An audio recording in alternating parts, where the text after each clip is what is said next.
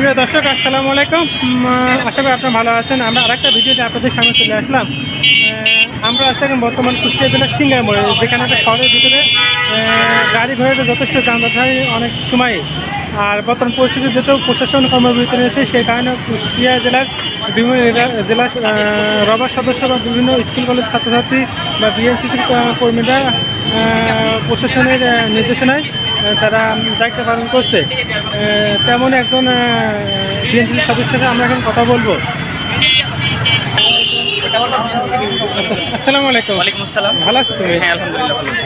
আচ্ছা, প্রথমে তোমার নামটা বলবা, তারপরে এখানকার পরিবেশ পরিস্থিতি বলবো, কেন এই দায়িত্ব পালন করছে বা দায়িত্ব পালন করতে যে তোমাদের অনুভূতিটা কি, এই সবগুলো একটু দর্শকদের গুছিয়ে আমি cadet under officer Ali Hasan Mohammad Jubair, Islami Bishwabidyalay Kushtia bat platoon.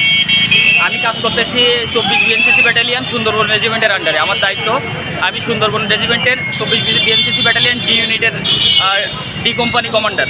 আমি পড়ালেখা করতেছি ইসলামী বিশ্ববিদ্যালয়।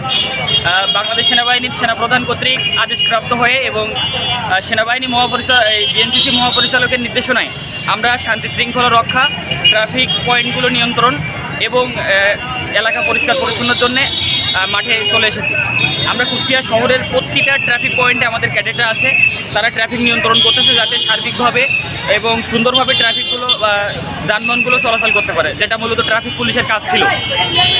এবং শহরের বিভিন্ন স্থানে দুর্বৃত্তদের ভাঙচুরের কারণে অনেক ধ্বংসস্তূপ তৈরি হয়েছে, যেগুলো পরিষ্কার পরিচ্ছন্নতার কাজেও আমরা অংশগ্রহণ করতেছি। জি, সব মিলে কাজ করতে তোমাদের অনুভূতিটা কীরকম? আমাদের অনুভূতি অসাধারণ। আমরা কল্পনা করতে পারিনি যে দেশ রক্ষার কাজে আমরা এরকম ভূমিকা রাখতে পারবো। আমরা প্রশিক্ষণ নিয়েছিলাম, আমাদের ইচ্ছা ছিল যে দেশ রক্ষার কাজে অংশগ্রহণ করতে পারবো। আমাদের মনে হচ্ছে যে আমাদের প্রশিক্ষণটা এখন ফলপ্রসূ হচ্ছে। আর পথচারী বা জনসাধারণ তোমাদের কাজের জন্য তারা সাড়া দিচ্ছে কীরকম? অসাধারণ, আসলে এটা বলে বোঝানোর মতো না। আমরা যে মানুষের কাছ থেকে এত ভালোবাসা পাচ্ছি, যেমন এই যে আমার হাতে পানিটা আছে, এটা কিন্তু একজন পথচারী দিচ্ছে। তারপর কোক, ঠান্ডা, তারপর আপনার ফল, ইভেন দুপুরের খাবারও একজন দিতে চাইছে। তো সবাই মোটামুটি সহযোগী। আমি ভাবতে পারিনি যে বাংলাদেশের মানুষ এত সহযোগী। তো আশা করি বাংলাদেশের সকল মানুষ, সকল জনসাধারণ যদি এরকম সহযোগিতা করে, বাংলাদেশকে আমরা অনন্য উচ্চতায় পৌঁছাইতে পারবো ইনশাল্লাহ। ঠিক আছে, ধন্যবাদ। ধন্যবাদ, আপনাকেও ধন্যবাদ। প্রিয় দর্শক, আপনারা যেমনটি শুনছিলেন যেহেতু প্রশাসন কর্মসূচি দিয়েছে, তারই ধারাবাহিকতায় এটা সিঙ্গাপুর, কুষ্টিয়া জেলার সিঙ্গাপুর, যেখানে একটা যথেষ্ট যানবাহন তৈরি হয়। দর্শক, যেমনটি শুনছিলেন, যেহেতু প্রশাসন কর্মসূচি দিয়েছে, যার কারণে শহরের যানজটগুলো বিভিন্ন বিএনসিসি বা রবার সদস্য বা বিভিন্ন স্কুল কলেজের ছাত্রছাত্রীরা এগুলো যানজটগুলো নিরসন করার চেষ্টা করতেছে। এবং আজকের আবহাওয়া যথেষ্ট রৌদ্রময়, তারা এই রৌদ্রের ভিতরে প্রচণ্ড পরিশ্রম করছে, তাদের দেখে আপনারা বুঝতে পারছেন।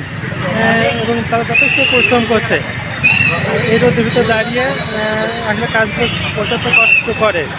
অলরেডি আপনি একজন বিএনসিসির কর্মকর্তার মাধ্যমে শুনেছেন। প্রিয় দর্শক, যদি আমাদের ভিডিওটি ভালো লাগে অবশ্যই একটি লাইক দেবেন এবং ভিডিওটি শেয়ার করবেন। আর যদি কোনো মন্তব্য থাকে অবশ্যই কমেন্টসের মাধ্যমে আমাদের জানাবেন। ভিডিও দেখার জন্য আপনাদের অনেক ধন্যবাদ।